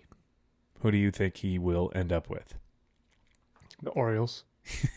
The Orioles are getting all the pitchers, according to Michael. I have the Boston Red Sox. I think that he would be a good fit with Boston. They need pitching. They need pitching. He knows the AL East. He was with the Yankees for a while. I think he got traded from the Yankees to the Cardinals, or did he sign? He went from the Yankees to the Cardinals, didn't he? Yes, it was a trade. Last trade deadline, I believe. So that's where I think he's going. So the Cardinals definitely sellers, and they've got a lot of pieces. You could expect maybe even Jordan Hicks, their closer, to be traded. Another name, Tim Anderson. Does he get traded? And if so, where? I don't think he's having the year. They're selling low on him. I thought he would go to the Dodgers. Me too. Until this Amid Rosario trade. He is playing much better as of late. I believe, he's 2 for 2 tonight. He has yet to hit a home run. He has not hit a home run in more than a calendar year. Tim Anderson, the last home run was back in the middle of July last year. So he's gone a full calendar year without hitting a home run. Oh, man. That's awful. Mm-hmm. But for the guy of his caliber, I'm not saying you know what I mean. Oh, for sure. But since the All-Star break, which they opened up with Atlanta, he's had This is his 8th multi-hit game since the All-Star break. Tonight. So he's right up there, almost with the conversation. Like Cody Bellinger, I think, has 20-something hits. Yeah. He also has 23 RBIs in 20 games. Cody Bellinger. Oh, let's go. Yep. Insane. But so Tim Anderson, since the All-Star break, this does not include tonight. He has 15 hits. So he's got 17 hits, including tonight's hits. He's batting near 400 since the All-Star break with a WRC plus of about 150. So he's played much better in the second half. I know he's dealing with some mental things. Cheating on his wife, I believe, is what the rumor is. Yep. And so maybe a change of scenery. I know he doesn't want to be in Chicago right now. So I think the Dodgers would have been a great spot for him. But now after the moves that they've made the last 2 days, I don't see that being as much of a fit. So outside of the Dodgers, what would a Tim Anderson trade look like? Outside of the Dodgers? Mm-hmm. Did the Marlins use him? That's the other team. Just a bat? A bat, veteran presence who can play in the middle of that lineup. Right up the middle. You can put him at second base. Who did they move Jazz to the outfield for? A second at shortstop? Luis Ariz. That's right. I mean, if we look at the Marlins depth chart here of their bats, their pitching staff is great. Sandy Alcantara's almost through a complete game today, I believe. Mm-hmm. Got them the win. And then Jesus Luzardo's looking good. Yuri Perez is coming back. At shortstop is Joey Wendell. Yeah. Gene Segura at third base. And he's been awful. Yeah. So they could easily... So Wendell can play third. Tim Anderson can play third. I would put Anderson more so at shortstop than third. Right. So another White Sox player, Lance Lynn, who's pitching tonight and just got lit up by the White Sox, by the Cubs, excuse me. Where's he going to go? Or do you think he's traded? I think he's traded. He's done after this year with the White Sox, and they're going to trade him for a bag of balls. This was his last start with the White Sox, right? It's got to be. What if he went back to the team he just came from with the Texas Rangers? It's possible. I see him. I don't think it's the best move for the Rangers. I think they're too good on offense to settle for that kind of. Right. I think this is a Tampa Bay Rays reclamation project. Get him in where he's not the number 2 or number 3 in the rotation. He's a veteran. That team needs veterans, right? He's a burly guy. He's a wily, just angry guy, right? He's one of those old red asses that they used to call the pitchers back in the day, right? Like a John Lackey type. Yeah. Yeah. The Rays definitely don't have that. And Eflin just went down. That's what Wander Franco needs is a Lance Lynn to come kick him in the ass. Yeah. So I think that would be a good fit is Lance Lynn to the Rays. Another pitcher on that team, Lucas Giolito, probably the best available player on the White Sox when right. He's had a good year. He hasn't had a great year. He's had signs of brilliance in his career. It hasn't been all together the last couple seasons, the last season and a half or so, but he's shown signs of it this year. I have the Cincinnati Reds going after Lucas Giolito. Is Giolito free agent after this year, right? Yeah, so they don't have to give up. That's a great. Yeah, go ahead. I think I'll just say what you're about to say. They don't have to give up a lot for him. I think the Dodgers end up coming in and swooping him in though. For Giolito, I think Giolito gets. Yep, I think the Dodgers come in, swoop him away from the Reds. I think that's a great fit right there. Is the Reds, like you said, they don't have to pay a lot for him. It's not going to cost Encarnacion Strand. It's not going to cost McClain. It's not going to cost India. No. Who else what else do the Reds need? Could they the Reds throw India to the White Sox for Giolito plus? Here's the thing. I don't think that you've got anything worth India from the White Sox. He would be a great fit for the White Sox, a second baseman, because they've got Elvis Andrus there. I think they've been playing. Who's been playing second base the last couple of nights? They don't have Jake Berger at second base, do they? Yeah, Jake Berger's there tonight. They've got Jake Berger, all 265 pounds of him playing second base. So they need a second baseman. India would be a great fit. I just don't think that they have the match because it's going to take more than Giolito to get 3 years of Jonathan India. I don't think the Reds can afford giving India up for just Giolito. You got to get a bigger haul than that. But I do think that now. Go ahead. The White Sox are saying they don't want to totally sell. They've told teams that Dylan Cease is not available because they want to retool rather than sell. There's 2 players on that team that shouldn't be touched, and that's Luis Robert and Dylan Cease. Yes. Now, so if you look at the White Sox prospects, they don't have guys at the top of their list that are Major League ready. I think they've got the worst farm system in baseball. Jonathan India boosts that. Give up one of these top guys in single A, and you're retooled. Just with Jonathan India there. Yeah, but the Reds need pitching now, and they need more than just Giolito and a single A player. That's why I think that you could get rid of a triple A fringe prospect, probably a top 15 prospect, maybe one of your pitching prospects, even Williamson, who's pitching for the Reds this year. He's been called up, kind of been forced into duty. You could send him to the White Sox, even with another prospect for Giolito. I'm going Giolito to the Reds. Yeah, I'm trying to see who else could they pair. I mean, Giolito and Cease for India. Oh yeah, totally. But I don't see the White Sox getting rid of Kopech. Cease. Yeah, Kopech. I don't know if he's available. And you're already losing 2/5 of your rotation. Are you going to trade another 3? You know what I'm saying? If Cease is the only guy who's going to stay, Kopech is coming up. I don't think he has too many more years, but I think he's got 1.5 years or 2 years left. I think if the Reds could figure out how to get maybe Giolito and Lynn for India, but they're both free agents. But again, the whole point of getting Giolito is it doesn't cost you much. Right. And speaking of costing you much, Justin Verlander, is he traded or no? The Mets are young. I don't think they're going to compete again next year if they're trading Mark Canha. They're trading Tommy Pham. That's 2 of their outfielders. Mm-hmm. I don't think they're close to competing with the rest of that division. I think you go ahead and get that 1.5 years, eat a little bit, maybe to get a better prospect. Brett Beatty's not looking at. They've got a shortstop in the minor leagues. I think you do it. I think you move Verlander and Scherzer if you have to. If the right offer comes, I'd do it. Here's my thing is I don't think Cohen wants to sell. And Cohen's going to say, hey, I gave you the money. Let's go get some more and let's try to make a run at it. Because we're not totally out the door, but you're up the track by a little bit. but if you add some depth here and there, you may be okay. I don't see Verlander getting traded, but I just put him on this list because there were some rumors floated around.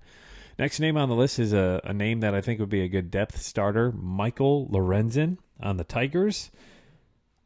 I have the Reds written down for him as well. He's a former Red. Back. He's a former Red. He's comfortable. He knows some of the players because he's played with them already. He is a starting pitcher now. He was more of a reliever when he was here in Cincinnati. And again, not going to cost you a ton. So I have Lorenzen going to the Rays. That's a good thought. I think the Reds need a bigger pitcher for sure than Lorenzen. And I think it's the next guy on the list that you have here going to the Reds, Eduardo Escobar. I'm sorry. He's already playing third base for the Angels. Eduardo Rodriguez. Yes. The dude had a great start to the year. I think he's the better pitcher that's available out of Lorenzen and Lance Lynn. Mm-hmm. I think Eduardo he's a lefty, isn't he? He is. Is Andrew Abbott a lefty? Andrew Abbott's a lefty. Not Scott Williamson. Their other Lodolo? Lodolo, but Lodolo's still hurt and on the IL.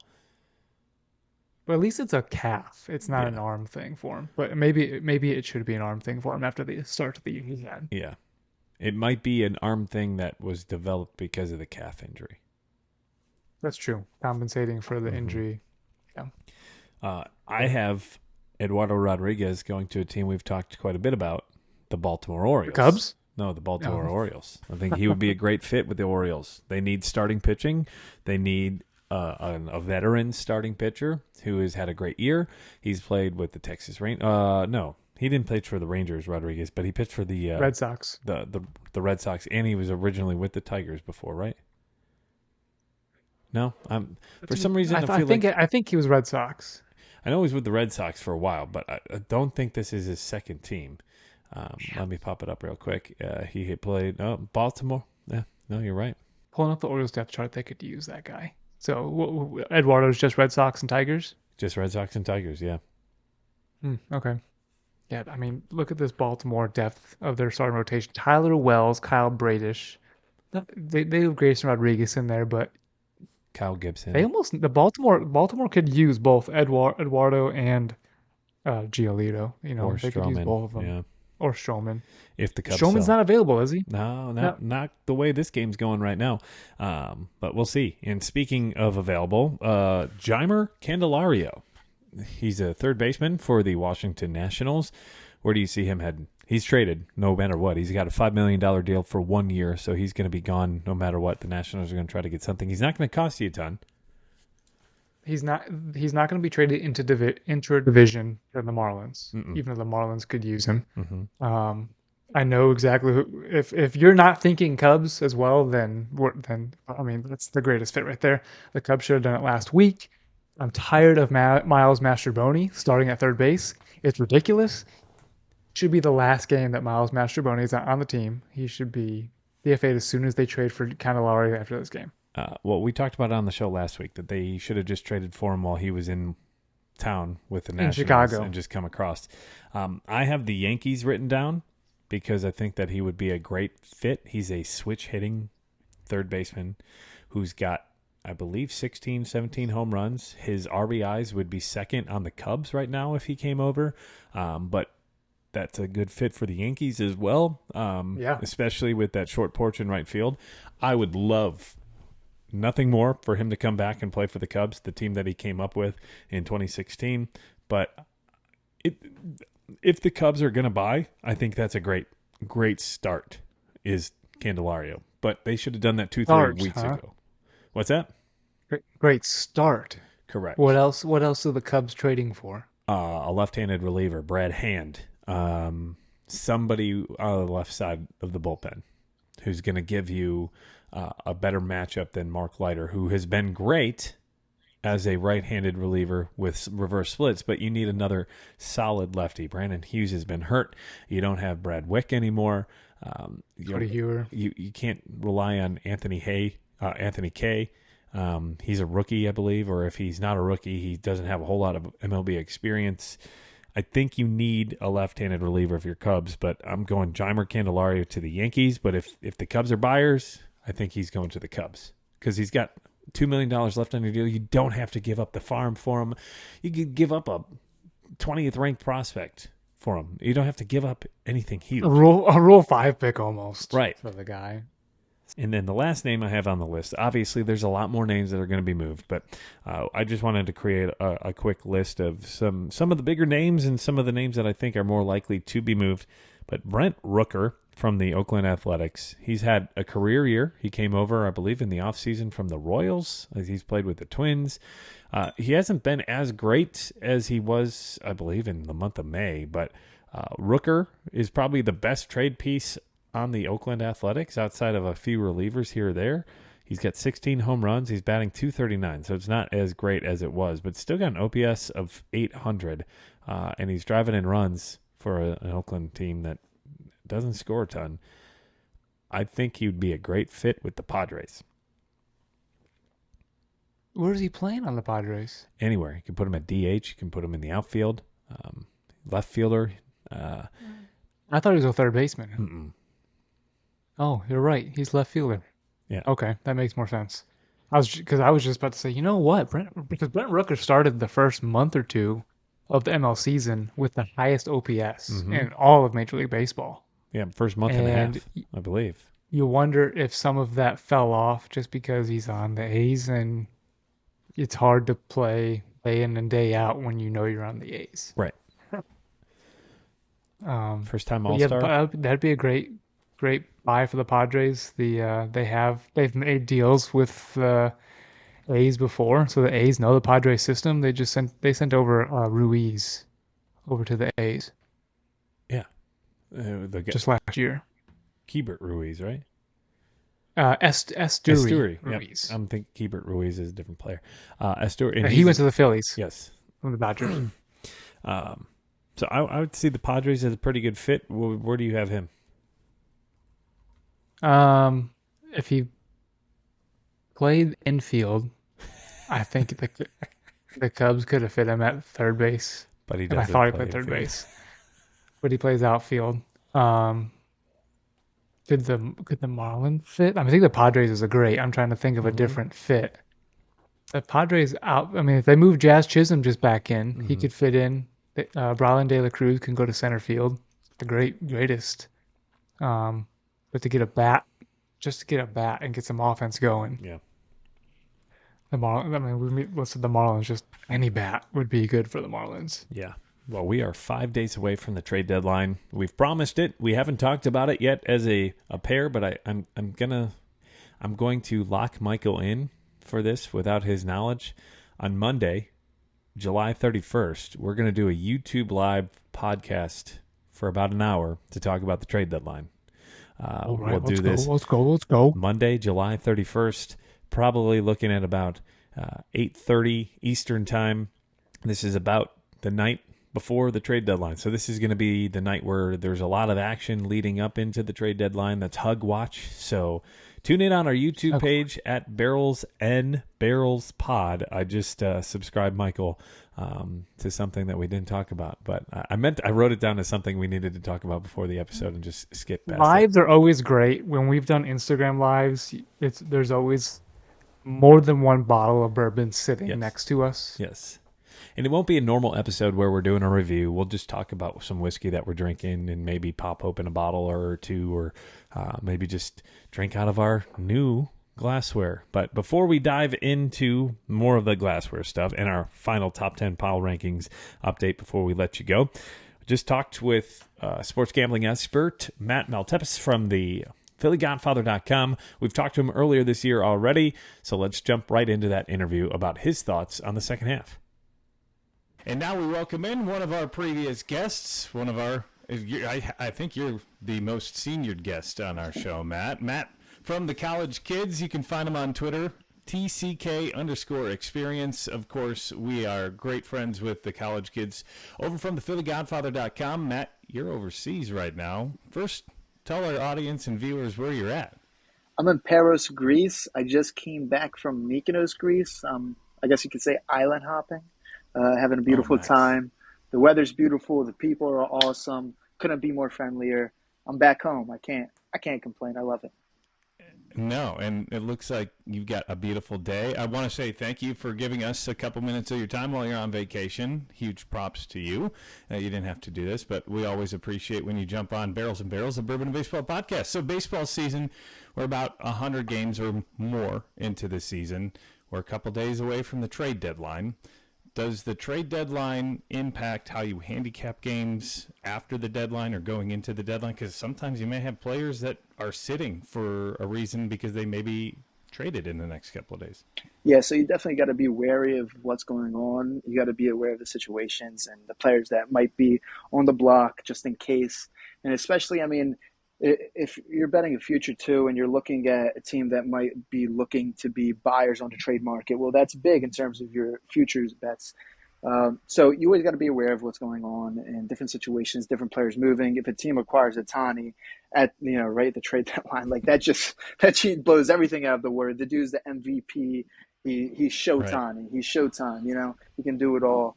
And he's maybe probably the best player in our league, MLB. So yeah, you definitely got to be keeping your eyes open and ears open as well. Yeah, you just mentioned Ohtani. The Angels have had a pretty good resurgence in the last couple of days. As a non-betting question, you think he is going to be traded, or do you think he stays with the Angels? Look, I can't predict the future, although we try. We're pretty good. Honestly, I have no bet on it, so if I'm not going to bet it, I wouldn't give you anything to go on. But I'm very interested to see because he's one of my favorite players to watch because you don't get to see players like that anymore. Players that he's out there pitching gems, and then he's out there hitting homers. Like, it's just such a lost art. This isn't the old days where people used to do it. Like, it's just amazing to watch. Wherever he goes, I wish him success, and I just want to watch him, man. It's always good to take in the greatness of players, whether it's in basketball, LeBron James. People get so focused on the little things and hate and all these other things, but at the end of the day, these guys are amazing players. Just let them be and appreciate the greatness. Yeah, man, he has been something special to watch, whether he's chucking 100-mile-per-hour fastballs pitch after pitch, or he hit one 490-plus feet the other day out in the right field. But Shohei will be a big thing going forward and where he's at. So we're 100 games in. The new rules, that's been the biggest thing in baseball, faster game times. But have you noticed anything run-scoring-wise? Is it up this year, or is it about the same when it comes to gambling lines? Where are they setting these totals to start? So now a lot of times you're seeing, like today, a couple of numbers came out, and they're at 9.5, right? They're a little higher than that. The key number of 9. They have a half run over. You're looking at a total in Cincy. Some totals in Cincy are now hitting 11. They're being posted at 11. So you're definitely saying some higher totals posted by the odds makers, and that's obviously a factor because you have the new rules. And last time I came on the podcast, I talked about the runs being scored in the top 5 teams and the bottom 4 teams and how much runs are being scored compared to last year and how the numbers have gone up. The odds makers obviously, and we're in the hot weather months of July where the ball's flying. So obviously they're adjusting a little bit. So does that hurt value then when it's a half a run higher from that key number of 9? So yeah, you always that key number of 9 is such a key number. You guys, when you're handicapping these games, you want to be aware of those numbers. But we are in those hot months, so every game's its own, and you got to be able to handicap it where the value is. Certain number depending on what's going on with the pitchers, with the hitters. You're talking about guys sitting out, whatnot. If the game's at 9.5, well, maybe you might have some value on the under, but truthfully, it's very hard in these hot months to be going under. You got to be very wary of what games you do go under. Yeah, so that just sparks the question. Say you've got one of the better pitchers out there who's having a great season, who's been pitching well, but you also have a weather ballpark where, like a Wrigley Field or a Great American Ballpark, where the ball usually flies and you've got perfect weather for that. Do you just lay off the game, or do you lean So one direction or the other. You never want to force a bet. That's the first rule in sports betting, like one of them at least. You never want to force anything. If you're not comfortable, don't even touch the game. Everyone wants to bet all these primetime games. They want to bet all these things. Oh, it's the Super Bowl. It's the NCAA championship. I got to bet it. I got to put more money. Like, that makes no sense, man. If you're not feeling comfortable with the situation, what's going on, well, then maybe just take a step back and lay off. So that's my advice. That's great advice, because I do think the same way. A lot of people get in the mindset, I have to make a bet. Yeah. I have to make a bet. One way or another. Something no one's forcing you. No one has a gun to your head and forcing you to bet. Right. If they do, well then, do as much research as you can. But definitely, you don't have to.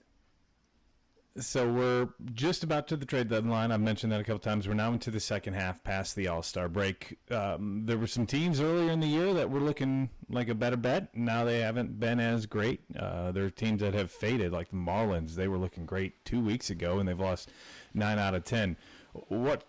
Are there any teams right now that are under the radar that we need to watch potentially for futures bets, or just keep a close eye on as we get to the deadline?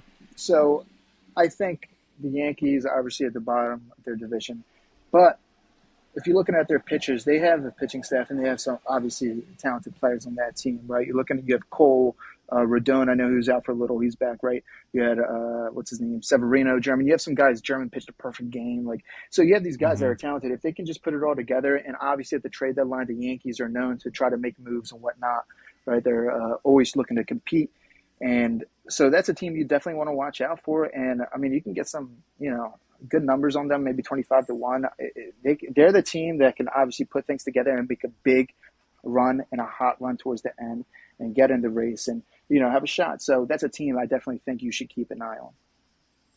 So the New York Yankees is a team to keep an eye on. Well, Matt, thank you so much. Appreciate all your time. You guys, we're getting close to football season. I think football camp opened today here in Cincinnati, to be honest, as the Bengals reported to camp. That means we're just, 6 weeks away from games. What do you guys got coming down the pipe? Oh, we have a lot. We have a lot in store for football season. The action is officially back for football season, the NFL, college football. So make sure to stay tuned to that. We'll have more details soon.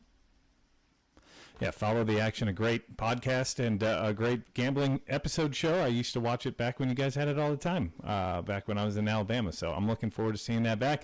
Go give these guys a follow, TCK_experience, the college kids, sports betting, basketball, football, whatever it is. We are baseball, of course, but we love all sports.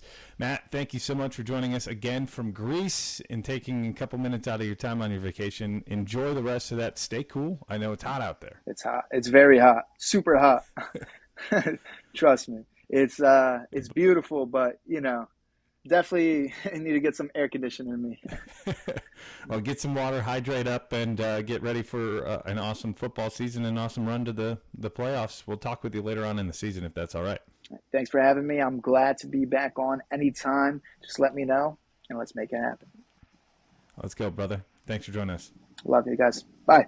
And a big thank you to Matt from thephillygodfather.com, the College Kids Experience on Twitter. Go check them out. You can also find some of our videos on their YouTube page. Sometimes we share it with them as well. So go head out over to their page. Go look at their stuff. He just gave out the New York Yankees World Series champions plus 4,000. That means 40-1. For every dollar, you win 40. Doesn't mean that they're going to win the World Series, but there's a lot of value there. So go head on over. I found it at 40-1 on FanDuel right now. So it might be a good sneaky bet. If the Yankees sneak into the playoffs, you can make a little bit of money hedging the bet or sell the bet on a prop swap or something along those lines. So thank you again to Matt. What do you think about that? The Yankees? Yeah. I mean, some good points. The Rodon just got going. Just made his fourth start for the Yankees. Herman. If they're going to make a trade, they're going to be buyers. Yep. So Judge is going to come back. That's like a trade, and they're going to add more. They're going to. It's the Yankees. As long as Judge stays healthy and their rotation stays healthy, I think that they've got a shot. but they're not in either of our top 10 power rankings. And our power rankings, you can find it every Monday on our YouTube channel at Barrels and Barrels Pod, exclusively on our YouTube channel. And that is brought to you by 10th Mountain Whiskey and Spirit Company. Go to 10th Mountain Whiskey's website, that is 10thwhiskey.com, and use that promo code BNB for 10% off your order. So again, whatever that is you're buying from the website, 10% off. 10% off whiskey. 10% off whiskey, 10% off hats, 10% off any mixers, anything along those lines. So again, go to 10thwhiskey.com, use promo code BNB for 10% off your order. I just gave it away that the Yankees are not in our top 10, but quickly, Michael, to run through our top 10, if you're looking for more information about it, you got to go look at our previous episode that we posted earlier this week. But Michael, who's your top 10? Quick, go. You got to watch it on YouTube to understand why the crap does Michael have the Boston Red Sox at number 10? Yes. Why? Who's the ninth? So at ninth, I got the Houston Astros. At eighth, even though they were, on some kind of, Brandon was flabbergasted by this, so you have to go find out why. The Diamondbacks are at 8. The Reds are at 7. 6 is the Milwaukee Brewers. 5 is the Tampa Bay Rays. 4 is the Texas Rangers. And maybe you'll have to go check out the YouTube page for my top 3. Yeah, go find the top 3 there as well. My top 10, without the top 3, I go the Philadelphia Phillies in 10th, the Cincinnati Reds in 9th, the Toronto Blue Jays 8th, 7th is the Milwaukee Brewers, 6th the Tampa Bay Rays, 5th is the Houston Astros, 4th the Texas Rangers, and if you're looking for our top 3, you got to go find it in our previous YouTube video right here on our YouTube channel. Again, watch next week, Monday. We're going to be doing our top 10 power rankings, week 18. That'll drop Monday morning. Monday evening, we've got a live version of Barrels and Barrels on our YouTube page. And then we're going to have another episode coming down the pike next week. We've got 2 interviews that'll be dropped here shortly. We're going to have more whiskey reviews. We just got a bottle from Barrel Company, Barrel Craft Spirits, of batch 35 that'll be shipped out to Michael later on this week. We've got glassware to sell. We've got hats to sell. We've got more 10th Mountain whiskey. We've got 291 Colorado whiskey to sip and enjoy. So we've got a lot coming down the pike. We're really starting to expand. Big thank you to everybody who listens every week and supports us. Don't forget to go follow us on Instagram at Barrels and Barrels Pod, Facebook at Barrels and Barrels Pod, TikTok at Barrels and Barrels Pod, and on Twitter at Barrels and Barrels.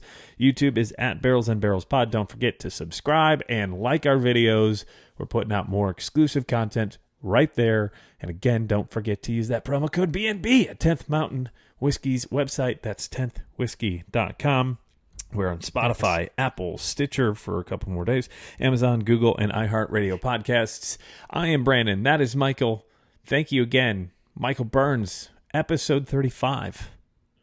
We made it this far, and we're going to continue on. You have any thoughts?